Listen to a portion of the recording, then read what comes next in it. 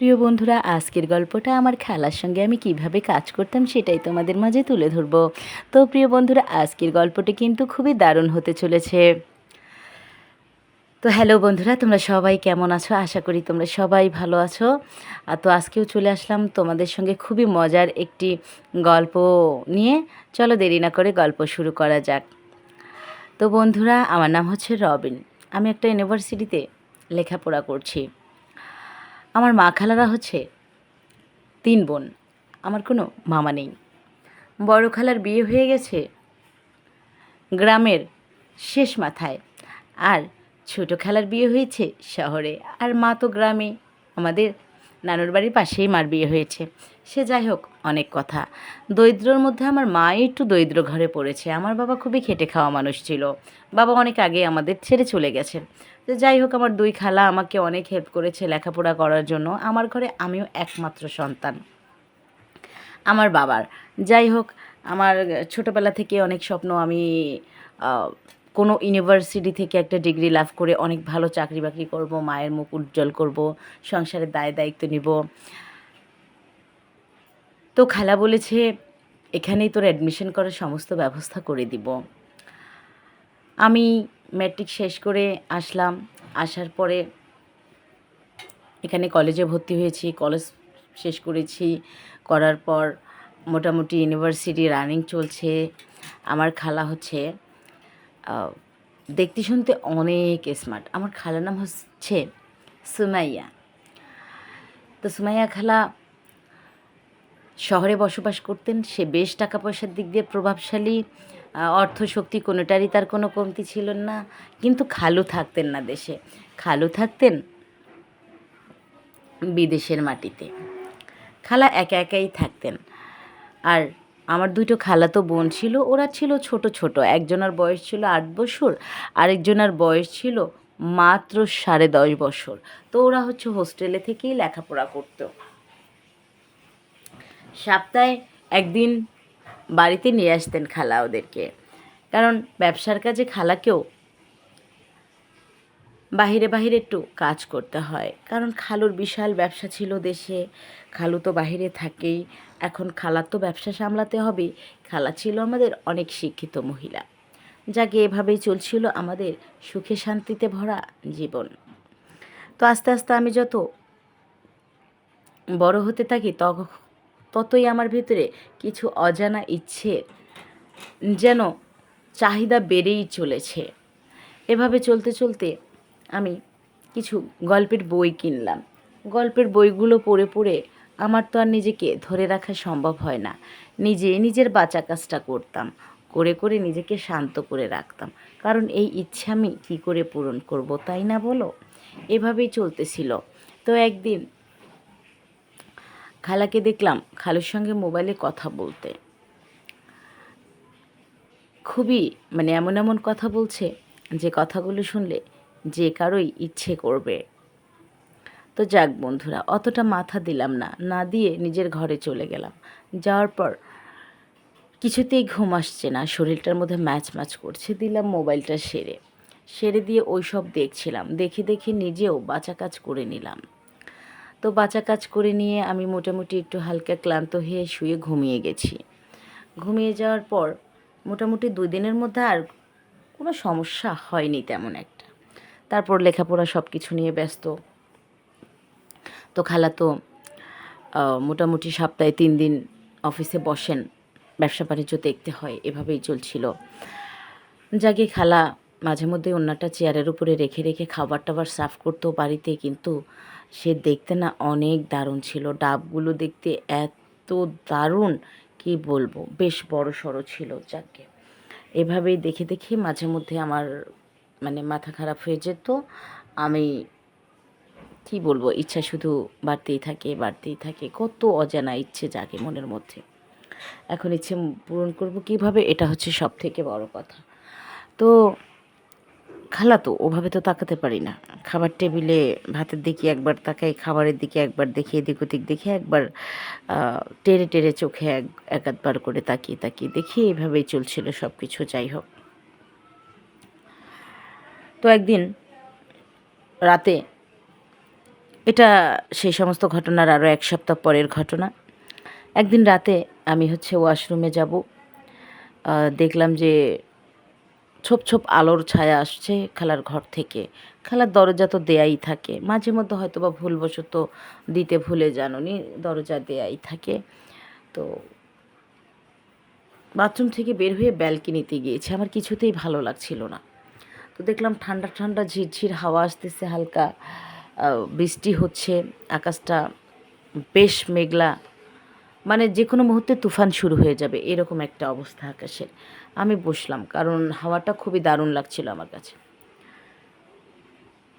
তো বারবার একটা, মানে লাইট অফ অন করলে যেরকম একটা টিভিতে আমরা রিমোট দিয়ে যখন চ্যানেলগুলো চেঞ্জ করি তখন যেরকম একটা আলোর ঝিলিক আসে, সেই রকম আলোর ঝিলিক আসতেছে। আমি লক্ষ্য করলাম যে সেটা আমার খালার ঘর থেকে আসতেছে। কৌতূহল হলো, দেখি তো কি জিনিসটা।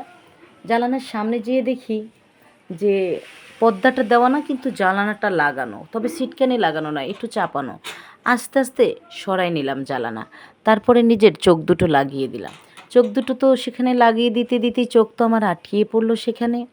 যে দৃশ্য দেখলাম তা দেখার জন্য আমি মোটেও প্রস্তুত ছিলাম না। দেখলাম কালুর সঙ্গে কথা হচ্ছে ফোনে। ফোনটা এক জায়গায় ফিক্সড করে রাখা আছে। ফোনের মধ্যে তারা দুজন দুজনকে খুশি করায় ব্যস্ত, আনন্দ দেওয়ায় ব্যস্ত।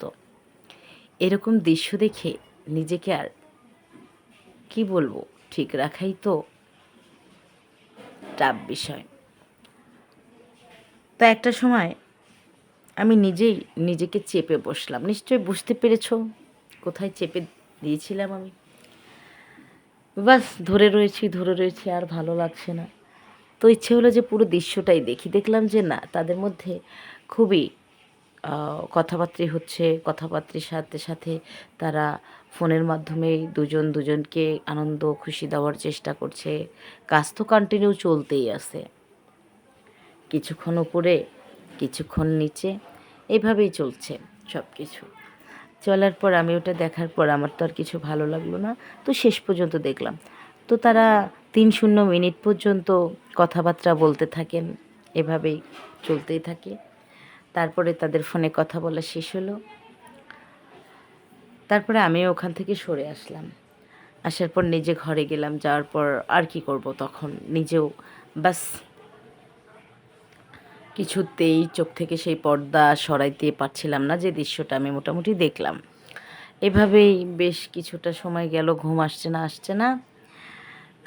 পরে আমি আবারও আমার মোবাইলে মুভি দেখতে থাকি। মুভি দেখে দেখে নিজেও অনেকটা আনন্দিত হই, আনন্দ নেই। তারপর আমি এভাবেই 2 দিন আরও চলে গেল। যাওয়ার পরে আজকে খালামণি যাবে অফিসে, ফাইল দেখাশোনা করবে, হিসাব কিতাব নিবে। তো আসার পরে বললাম, খালামণি তুমি কি একটা শরবত খাবা? তো শরবতের মধ্যে মিশিয়ে দিলাম মোটামুটিভাবে আমি একটু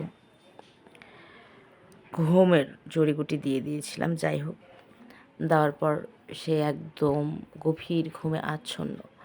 তারপরে আমি খুব সুন্দর করে অপেক্ষা করার পরে বেশ কিছুটা সময় যখন গেল, আমি কনফার্ম হয়ে গেলাম যে না, পরিপূর্ণভাবে ঘুমিয়ে গেছেন উনি। তারপরে আমি মোটামুটি ওনার বাড়ির কাজগুলো শুরু করলাম। কিভাবে শুরু করলাম চলো সেটাই আমি তোমাদের খুলে বলছি। এমনিতেই তো আমার অনেক দিন হলো আসা, বাস শুধু সম্পর্কের খাতিরে সবটা ঢেকে ঢেকে ঢেকে ঢেকে কোনোভাবে দিন কাটাচ্ছি। খালামণি আজকে অফিস থেকে আসার পরে সে আমাকে প্রথম বলেছিল আমার টাওয়ালটা একটু এনে দে। আমি দিলাম। সে টাওয়াল পরে ওয়াশরুম থেকে বেরো বলছে আলমারি থেকে কাপড় বের করে দিত, একটু কাপড়গুলো বের করে দিলাম আমি।